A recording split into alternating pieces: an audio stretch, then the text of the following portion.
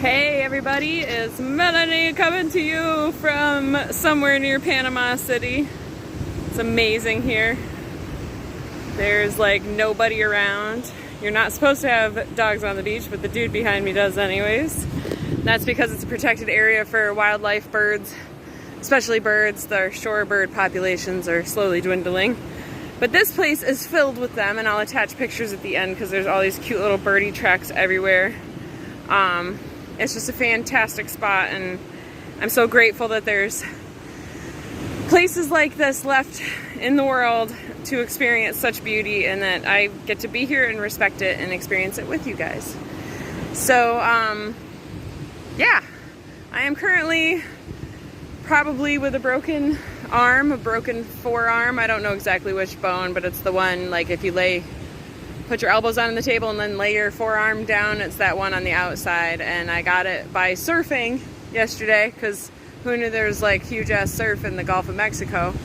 But definitely rode a wave, which was awesome. I was on a rental board, and normally I get scared and freak out and like panic if I don't have my actual board, but I caught the wave, I rode it, it was amazing. And then when I jumped in the water, the board, I think it like bounced off of the bottom of the sandbar and then bounced back up and knocked me in the arm, and it cracked so loud I could hear it under the water. My fingers are swollen and puffy, and I am very uncomfortable unless I'm in my sling. The pain's getting a little bit more increased now. I'm at the almost 24-hour mark since it happened. I paddled back out in the water because it's like 62-degree water, and we were bareback in it. We didn't have wetsuits on. And so I paddled back out, and then probably 5 minutes in, it was throbbing pretty bad, and I had to come back in. But I rode a second wave to get in, which was really awesome, even though it was itty-bitty. So I came on here to tell you guys a couple of things, give you an update. I am not going to a medical doctor because I have like full coloration and stuff in my fingers, and I have full feeling, and there's nothing poking out. I'm going to go to my chiropractor and see him and see what he says about it. I needed to get an x-ray on my arm anyways, so like, why not just do it all at the same time, right? And I was like, that's handy. But yeah, I'm just gonna heal, and I'd rather not be in a cast. But this injury taught me something that I have pushed back about learning for ages, and I have refused to learn for ages, and you guys want to know what that is. I have to let go. I have to release the control of my environmental surroundings, because now my dominant right hand is busted up to the point that I'm in a sling and using ice packs and turmeric for pain. And I'm starting this juicing business where I just healed after a 3-month-long injury after my car accident. And it was just getting better, and I was thinking about it during yoga, and I was like, dang it all. Like I had my yoga practice 2 nights ago and was so stoked because it felt so good to flow and not have any pain. I was finally to that place. And banged my arm yesterday, and man, that's like such a setback, because I've been waiting to start this juice business until I'd be able to chop, and I was waiting to be able to do it all myself, and that's how I always roll. And the universe is like, no, I have to now learn how to be a leader. I already know how to be a leader, I just not ever wanted to be one. As a nurse, they asked me to do charge 50 million times, and I was like, nope, denied, never gonna happen. You can't drag me to be in charge. And some places would put me in charge even though I didn't want it. And it was like twice, because then I told them, don't fucking put me in charge. And so now I've got to start this juice business with people and be inclusive of people and teach people and show people my ways and my methods and my lessons and all the things that need to be taught. As much as I have put it off and as much as I have not wanted to do it, I am being forced into that position, because I got people waiting for juice when I get back home. They're so excited, and we can't hold back any longer. So this is how it's going to roll from here on out. As for comments on future videos, I will be responding with hearts and smiley faces, and that's about it, because I can't do talk to text for the rest of my life trying to write comments. I will try and write simple ones with talk to text, but at this point in time I cannot type. I cannot use my phone with my right hand. So that's where we're at with that. And I apologize, but I will respond to comments in videos. And so the third thing I want to talk about today, we're at 5 minutes. I try to keep these under 15. They load faster and people don't like long things. I had a comment on how to start getting your kids pulled away from technology and how you get them to be eating better and doing better. Well, first you have to set an example as yourself if you are a parent. And the next thing is you do it all incrementally in stages. And so if your kids are like everyday users of technology, start taking one day away. Do it for a couple weeks till it's established.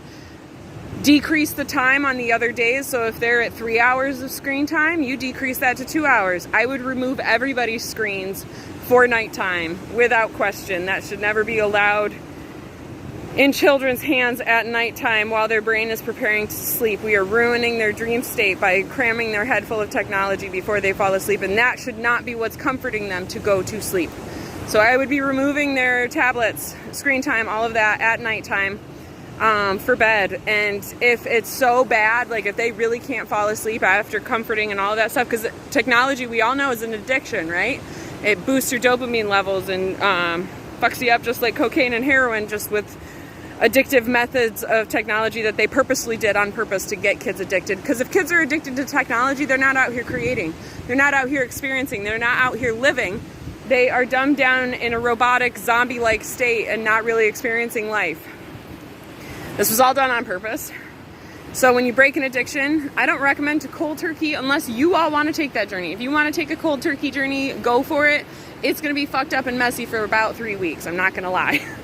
Just like any addiction, it's really going to mess with you. But if you stick with it for 30 days, you'll be fine. You'll get through it. There is an end in sight. The darkness is always there before the dawn. But then when the dawn comes, it's absolutely amazing and beautiful. So you just got to get to that next point, that next step. If you want to take it slowly, definitely get rid of the screen time at night. And if they're really struggling every night, like if you take it away night 1, they don't sleep. Take it away night 2, they don't sleep. Give them a little bit of time before they try to go to sleep on the 3rd night. And then take it away the 4th night, the 5th night. If they cry, if they whine, let it happen. It's a lot, like, allow them to express those emotions of anger and frustration in a safe way. Don't allow them to beat the shit out of you or anything like that. But allow them to express those emotions in a safe way and tell them it's okay to feel that way. And it's okay to be upset. But when we change things in our lives for the better, really good things come from that in the end, no matter what it is. And so by changing, like, for example, this arm break that could have set me back and I could have focused on it and been so pissed off about this happening. Instead, I'm like, man, I'm grateful I still got an arm because I know somebody in my life that doesn't have one. And I can't imagine now, like, trying to use my left hand to do shit is so hard. I get it a little bit. Like, I don't know his pain, I can't feel his pain, and I don't know what he's gone through, but this is hard. This is not easy, trying to do everything with your left hand and be completely limited on right hand usage. It's difficult. So tell them about the bright side of life. Tell them that there is goodness coming from these decisions that you are making. And you are making these decisions as their parent, as their provider, as their protector. You are doing the right thing to make these healthful decisions towards these children. If your husband is heavily engaged in these things, I would show him stuff like Childhood 2.0. That's an excellent movie to watch. Go watch it, please, for the love of molasses. Get yourself updated. Have your kids watch the first half. It is understandable for kids 7 to 11. The second half is all about porn. So I wouldn't recommend you watching that with your children unless they're older and they understand that kind of stuff. I would have your husband watch it with you. I would ask him to limit his screen time usage and say things like, do you see what's happening to our children? Do you see how they react after they use screen time? Do you see that they're not really engaged in doing artistic, creative things or making music or going outside and playing with chalk or going to the beach or doing this? Do you see? When I asked my husband those questions, he started to see it differently. And it takes a long time to shift the habits and mindset that we get stuck in after making these addictions for years. It gets so hard. But him being a gamer is just showing them a message of not living in the reality. Like, we are living in a video game now. Show him this video. We are currently living in a fucking video game. And right now I'm in the land of Melanie, Elda instead of Zelda. and I'm just wandering the beach looking for chickens to hang out with. This reality is so much more exciting, and if you give yourself excuses as to why you shouldn't be out in this reality, then yeah, you're not going to have a good time. But if you find the beauty, if you find the awesomeness in the reality that we currently reside in, instead of living in an alternate reality within this reality, your life's going to change for the better, so much for the better. Our kids are so active. Our kids are so creative. They built a Ferris wheel out of popsicle sticks on this adventure. Yes, we bought them a glue gun. Yes, we bought them popsicle sticks, but they had a blast. We limited television exposure. They all had wonderful time talking to each other, visiting, playing games, playing charades, playing all the things. And then we came out here on a boat, and I ditched my phone for hours and hours, and so did everybody else. We had an absolutely magical time. Get rid of the technology and these things will blossom for you. And you know, I'm allowed to talk because I used to sit in my bed and play Candy Crush. I was like, I can't even remember the name of that game. I used to forego spending time with my kids and play the game of Candy Crush instead of go outside and look at the clouds and like take a walk in the woods. And I'd rather be out here all day long every day instead of doing that shit, because this is what we came here to do. Came here to be free and live our lives to the best of our ability. And so by making all of these positive changes over the years, over and over again, and choosing to do better and choosing to change, I didn't always, like, it wasn't always perfect and it wasn't always easy. It was really fucking hard, and I fell down a lot.